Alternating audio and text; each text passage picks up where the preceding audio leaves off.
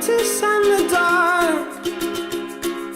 I was scared of pretty girls and starting conversations. All my friends are turning green. Yeah, the magician's assistant in their dream.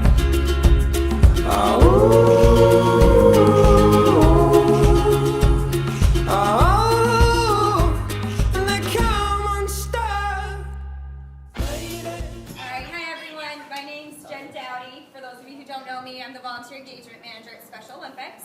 I want to say thank you all for being here tonight, and definitely a huge thank you to the Attleboro Elks for letting us have this barbecue tonight, for Larry manning the grill, getting a nice kickoff before the 4th of July weekend. So thank you to all of them. So we're here for a couple of reasons tonight.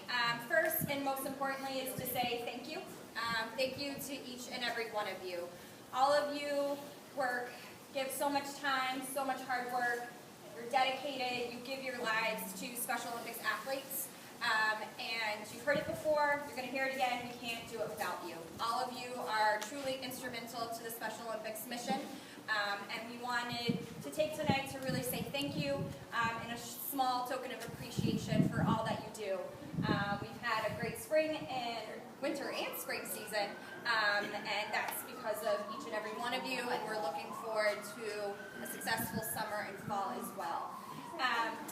All of you here today, your volunteers, your coaches, your athletes, your community partners, your law enforcement, your family members, each and one of you are instrumental and important pillars to the Special Olympics movement.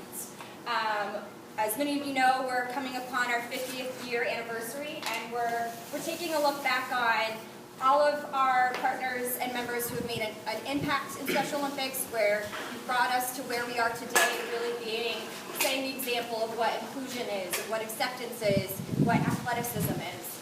And we're now looking towards the next 50 years, and all of you that will help bring our mission forward and continue to provide opportunities and competitions for our athletes. And so in Bristol County, what we're already seeing is that we already have so many instrumental people. We are starting a new awards recognition program called the Bristol County Awards Reception. And we're starting it in Bristol County, again, to celebrate all that Bristol County Special Olympics members have done, and all that you'll continue to do. So the Bristol County Honors Reception, we have identified 7 different key areas where we're finding it's an opportunity to grow the community, to be even more inclusive, to make more progress. The categories, which we'll go into a little more detail, are School of the Year, Athlete of the Year, Local Program of the Year, Volunteer of the Year, Law Enforcement Partner of the Year, and Corporate Partner of the Year.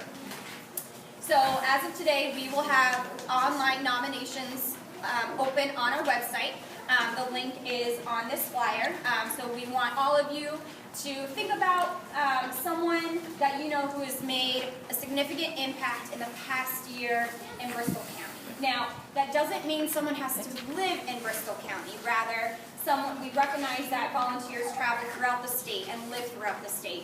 So I want to give you guys kudos. One of the things we did when we were looking at what we wanted to do to celebrate the legacy of our first 50 years and make sure that we are putting ourselves and working with our partners and our supporters to make sure that we build a sustainable future for the next 50 years of Special Olympics is really kind of look at different communities and pockets around the state and figure out what did they do well, where are the successes, where are their challenges, where are their opportunities, and then kind of come up with some cool new things that in an ideal world, in a few years from now, we'll be able to do all of them all around the state.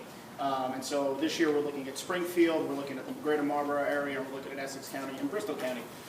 And so we have different plans for each of them. And when we looked at Bristol County, our desire to, our key components of law enforcement, schools, corporate partners, local programs, volunteerism, all these things, you guys are hitting kind of all of them out of the ballpark. So we said, okay, well, instead of trying to build them, let's celebrate it, right? So I think you guys deserve, a big round of applause to yourselves for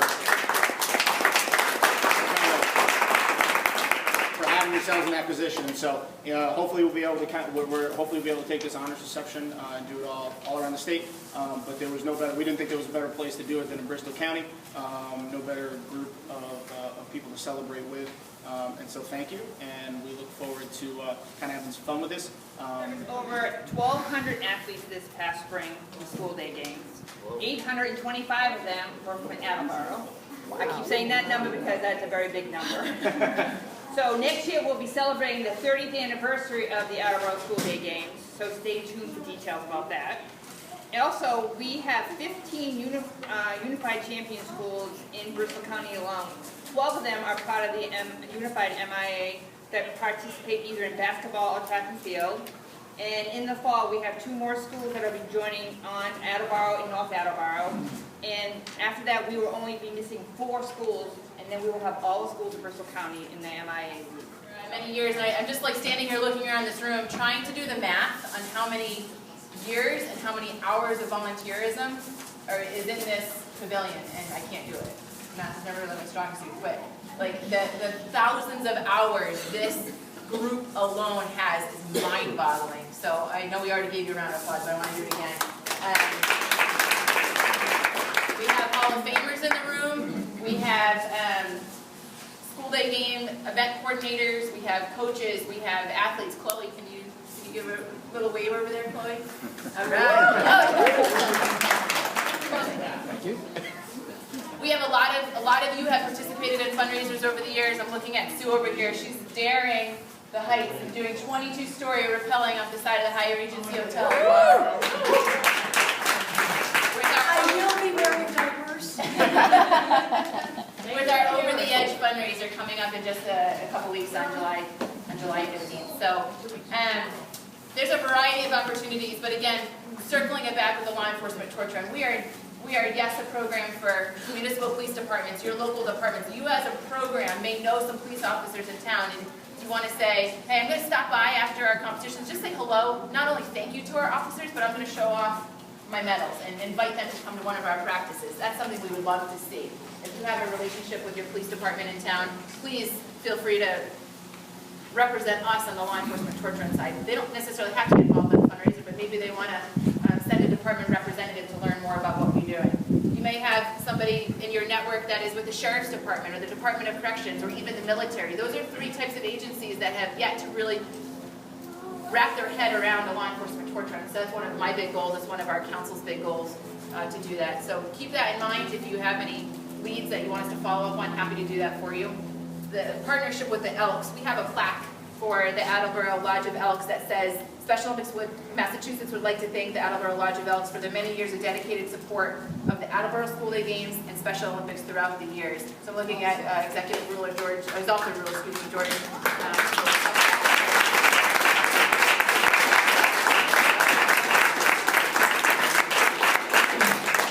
You guys have been volunteering at our Attleboro School Day Games for a couple of decades now, right? A long time. A long time. Since it started. Yeah, 30 years next year. I've been a member here 35 years, and I can remember we started out in the Attleboro High School swimming pool. Was it that when we started there in the swimming pool? Before my time. Oh. We started out with the Special Olympics in the swimming pool, worked our way up to now. It's a massive project at the Attleboro High School. I mean, we need trucks and vans and pickup trucks and just to haul the food and the equipment in there. So on behalf of the Attleboro Lodge of Elks, thank you very much, and my officers that help also. Thank you.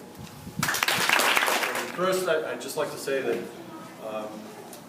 the Law Enforcement Torch Run program is probably the largest grassroots fundraising program for Special Olympics worldwide. I think we raised almost $50 million last year, $55 million last year. Just to kind of put that in perspective here in Massachusetts, in 2008, we kind of reinvigorated the Law Enforcement Torch Run program, and we raised a little over $23,000. And last year, I'm extremely proud that the law enforcement officers in Massachusetts that volunteer for some of our programs and our fundraisers raised, over $550,000. So, I mean, it's mind-boggling. It's mind-boggling to me as to how quick and how fast we're growing, and it's tough to keep up with, but with people like Larry Crossman and Christine Crossman, who do a huge amount of work, Dana, from the MBTA, I mean, and other police officers from around the state. Hats off to them, because they do a lot of the groundwork, the behind-the-scenes work, and they're the people that really make this win. So we're hoping to keep it going, and we're hoping to surpass. Oh, we're going to keep it going, but we're hoping to surpass what we've done in the past, and just to keep growing at a phenomenal rate. So, and we're extremely proud to be the guardians of the flame for our Special Olympic athletes worldwide. That's all I got. We hope you all have a great 4th of July and summer, and we won't bother your inboxes too much. It's not true. Just don't say it.